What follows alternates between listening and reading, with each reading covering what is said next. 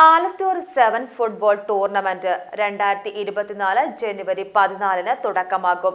എം.ബി. ചിബാവ സഹകരണ ആശുപത്രിയുടെ charity yours ട്രസ്റ്റും new ബ്രദേഴ്സും സംയുക്തമായാണ് ആലത്തൂർ എം.ഇ.ടി ഹൈസ്കൂൾ സ്റ്റേഡിയത്തിൽ ഫെഡ്ലൈറ്റ് ഫുട്ബോൾ ടൂർണമെന്റ് സംഘടിപ്പിക്കുന്നത്.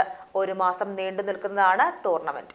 ഉദ്ഘാടന ദിവസമായ ജനുവരി 14 ഞായറാഴ്ച രാത്രി 7:30 ഫുട്ബോൾ അസോസിയേഷൻ സംസ്ഥാന ജില്ലാ നേതാക്കളും tournament committee chairman E Kunhippa ചേർന്ന് പതാക ഉയർത്തും.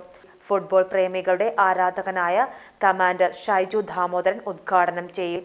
രാത്രി 7:30 മുതൽ പ്രശസ്ത വയലിനിസ്റ്റ് സെഫിൻ ഫരീദിന്റെ നേതൃത്വത്തിൽ മ്യൂസിക് ഫ്യൂഷൻ അരങ്ങേറും. ആദ്യ മത്സരത്തിൽ ജിംഖാന തിരൂരും ഫിറ്റ് വൈൻ കോഴിക്കോടും ഏറ്റുമുട്ടും. ജില്ലാ sports council secretary VP. Anil, സംസ്ഥാന സ്പോർട്സ് കൗൺസിൽ അംഗം ആഷിഖ് തിരൂർ, ഫുട്ബോൾ അസോസിയേഷൻ ജില്ലാ president Mayoora Jaleel, Triprangode panchayat president, vice president അംഗങ്ങൾ, തിരൂർ ഡിവൈഎസ്പി കെ.എം. ബിജു തുടങ്ങിയവർ മുഖ്യാതിഥികളായി പങ്കെടുക്കും. ടൂർണമെന്റിന്റെ വരുമാനമിച്ചം ആലത്തൂർ ഫുട്ബോൾ അക്കാദമിയുടെ രൂപീകരണത്തിനും ചാരിറ്റി പ്രവർത്തനങ്ങൾക്കുമായി മാറ്റിവെക്കും.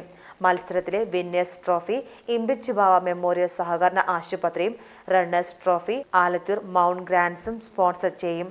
ഉദ്ഘാടന മത്സരത്തിൽ സ്ത്രീകൾക്കും കുട്ടികൾക്കും പ്രവേശനം സൗജന്യമായിരിക്കും.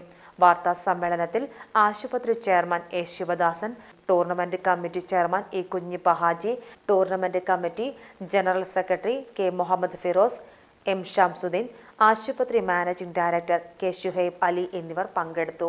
ആലത്തൂർ എം.ഇ.ടി ഹൈസ്കൂൾ ഗ്രൗണ്ടിൽ നാളെ മുതൽ തുടക്കമാകും.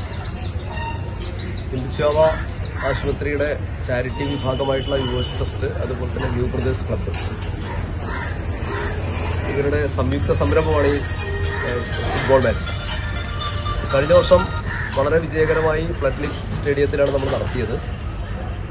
കഴിഞ്ഞ വർഷം പ്രഖ്യാപിച്ചതുപോലെ അതിന്റെ ചെറിയ മിച്ചം നമുക്ക് ഈ പഞ്ചായത്തിലെ ഡയാലിസിസ് രോഗികൾക്ക് വിതരണം ചെയ്യാൻ കഴിഞ്ഞു. വളരെ സന്തോഷകരമായ ഒരു കാര്യമായിരുന്നു. 21 വാർഡിലെയും ഓരോരുത്തരെ സെലക്ട് ചെയ്തിട്ട് 5000 രൂപ വീതം നമുക്ക് കൊടുക്കാൻ കഴിഞ്ഞിരുന്നു. ഇപ്രാവശ്യവും ചാരിറ്റി പ്ലസ് ഒരു ഫുട്ബോൾ അക്കാദമി രൂപീകരിക്കുക എന്ന ആശയം നമ്മൾ ചർച്ച ചെയ്തു.